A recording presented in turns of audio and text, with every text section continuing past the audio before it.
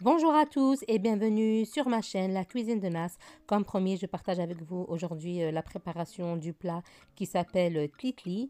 C'est quoi le tlitli? C'est des pâtes, ce sont des langues d'oiseaux qu'on va faire à la vapeur avec une sauce. Donc là, je vais tout d'abord commencer par préparer mes pilons de poulet pour les enfourner. Et en parallèle, je prépare ma viande hachée que je suis en train d'assaisonner en même temps avec de l'ail, de la coriandre, du poivre, du sel pour la viande hachée. Mais dans le poulet, j'ai déjà eu l'occasion de l'assaisonner avec vous. Donc c'est toujours les mêmes épices. Donc j'ai commencé la préparation des viandes et ensuite je vais faire la sauce et la préparation des pâtes.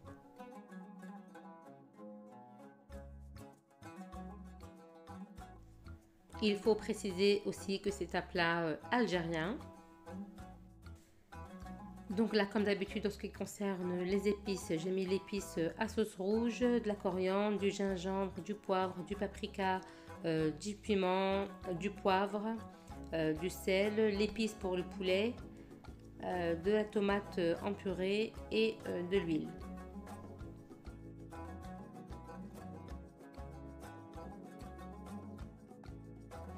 Je finis donc la préparation de mon plateau de pilon de poulet et je vais l'enfourner.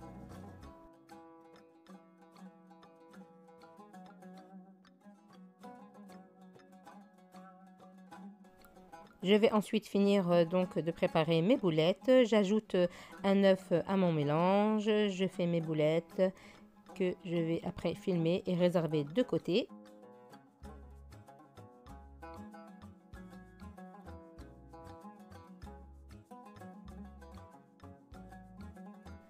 Et je vais maintenant chauffer une poêle. Je mets un peu d'huile et je verse à l'intérieur donc mes sachets de langue d'oiseau.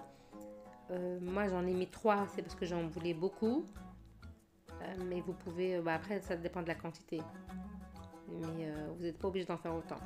Moi c'est parce que j'en voulais vraiment beaucoup. Parce qu'il faut savoir qu'après ça va gonfler avec la cuisson. Dans les pâtes langue d'oiseau, il faut savoir qu'il y a plusieurs tailles. Il y a du plus petit au plus grand. Moi, je préfère quand il est trop petit. Donc là, une fois que j'ai fait dorer dans ma poêle, dans l'huile, je le verse dans un récipient parce que la poêle, ça m'aurait jamais suffi. Je mets de l'eau et je laisse gonfler un petit peu. Je prépare en parallèle donc ma sauce dans ma marmite. Je mets un peu de beurre et un peu d'huile. Je vais ensuite mettre ma cuisse, la cuisse de poulet. Là, c'est vraiment pour avoir le goût. Hein, c'est ne pas, puisqu'on a mis le poulet dans le four. Là, comme vous voyez grossièrement, les oignons et l'ail. Pourquoi je les ai mis grossièrement? Parce que de toute façon, après la sauce, on va la passer au tamis. Je mets du sel, je mets l'épice pour sauce blanche ou sauce rouge, comme vous voulez, du gingembre, du poivre, de la coriandre. Toutes les épices que je mets habituellement, maintenant vous avez l'habitude. Je fais revenir le tout avec ma cuillère. Je laisse mijoter un petit peu et ensuite je vais ajouter l'eau chaude.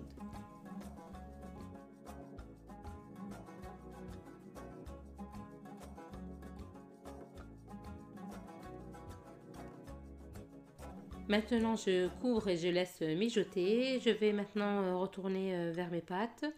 Une fois qu'elles ont bien gonflé et bien absorbé l'eau, je vais les mettre dans ma couscoussière et les laisser égoutter. Et après avoir égoutté, je les mets directement à la vapeur. Et en même temps, vous voyez, il y a ma sauce qui est en train de mijoter. J'ai en parallèle aussi dans la casserole des œufs durs que je vais en avoir besoin après pour la déco. Donc là, la première mise en vapeur, elle est faite. Là, ce que vous voyez, c'est des épinards hachés. Moi, je mets des épinards hachés dans mon tlitli, mais il faut savoir que là, je me suis trompée, j'ai pas vu qu'il y avait de la crème fraîche dedans. J'en ai racheté plus tard, c'était de la bio. Mais bon, il faut faire attention quand on l'achète, quoi, parce que là, il y avait... mais après, on ne le voyait plus après la cuisson. J'ai aussi mis les pois chiches directement du bocal, je les ai mis à l'intérieur, ça va passer à la vapeur de toute façon. J'ai passé ma sauce au tamis, je vais saler aussi mes pâtes comme vous voyez à l'image. Et maintenant, je mets la sauce sur mes pâtes. Je vais les laisser absorber un petit peu et après je vais les mettre encore à la vapeur une deuxième fois.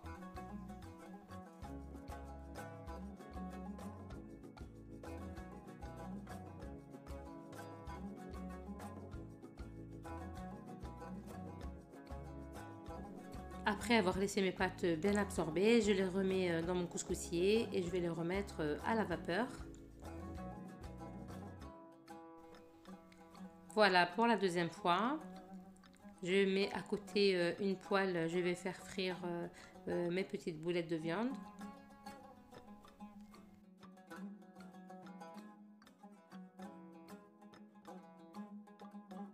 Ces petites boulettes là, je vais m'en servir pour la décoration de mon plat.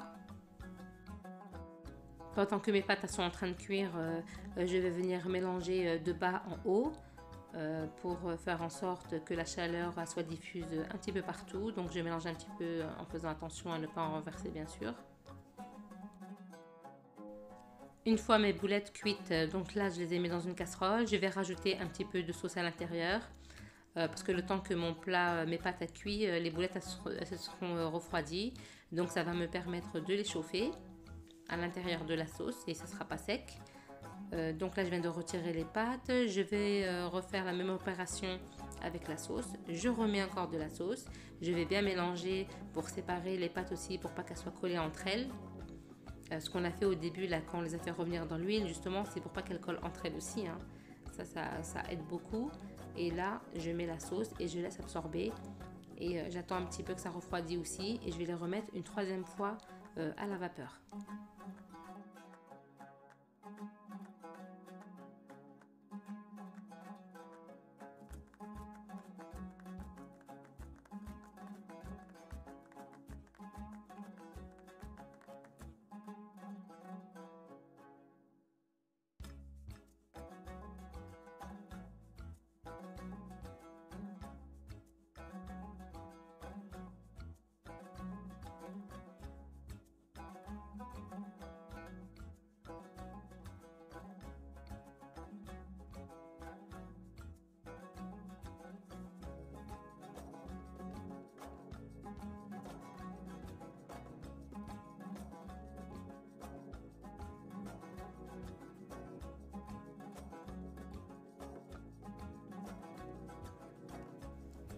Et pour l'instant, je vais laisser mes pâtes s'absorber de sa sauce.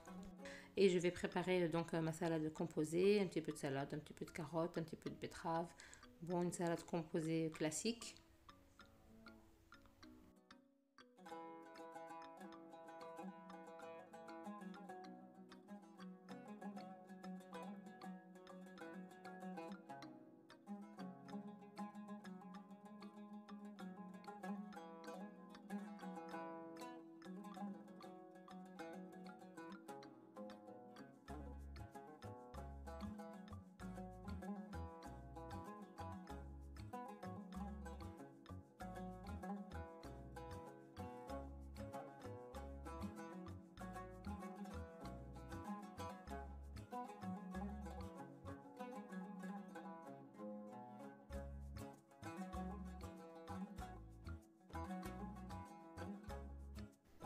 Voilà notre salade qui est enfin prête. Donc je la réserve de côté le temps que mon plat de klikli soit prêt. Là je viens de récupérer donc ma troisième mise en vapeur.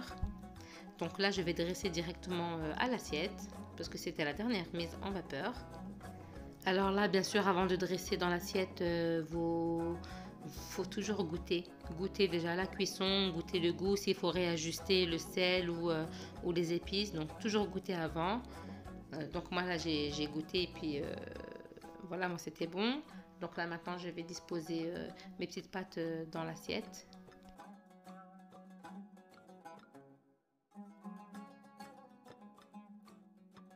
Je vais à présent disposer mes pilons de poulet. Je vais finir la décoration.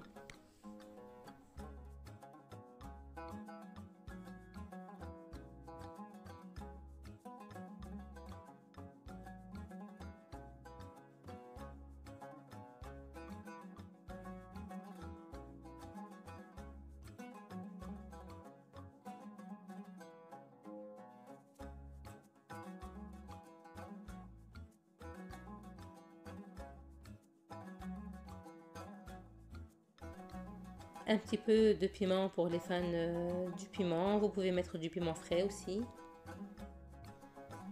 Et voici nos deux assiettes dressées. L'assiette, notre entrée et notre plat. Donc voilà, ça peut vous donner une idée de présentation.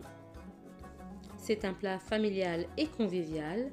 Maintenant, je vais vous montrer une autre présentation qui est carrément dans le plateau qui va dans le four. Vous pouvez le présenter aussi à l'intérieur du plateau. Pourquoi pas? Là, vous venez de voir que je suis en train de renverser le peu de sauce qui reste. De toute façon, les pâtes vont absorber le restant. Et même si ça ne l'absorbe pas, ben, c'est pas grave.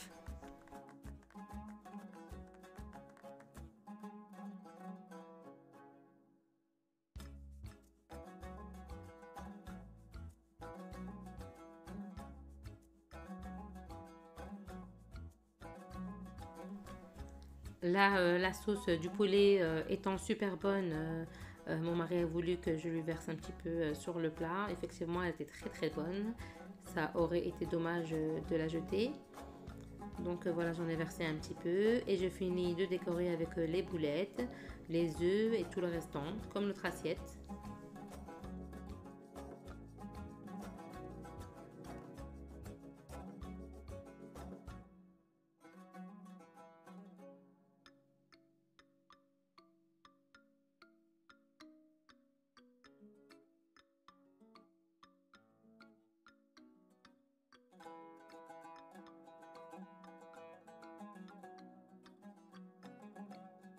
Voilà notre plat enfin prêt. Et j'espère que ça vous a donné une bonne idée de présentation. On arrive à la fin de cette vidéo. J'espère que celle-ci vous aura plu. N'hésitez pas à vous abonner, liker et partager. Et je vous dis à très vite.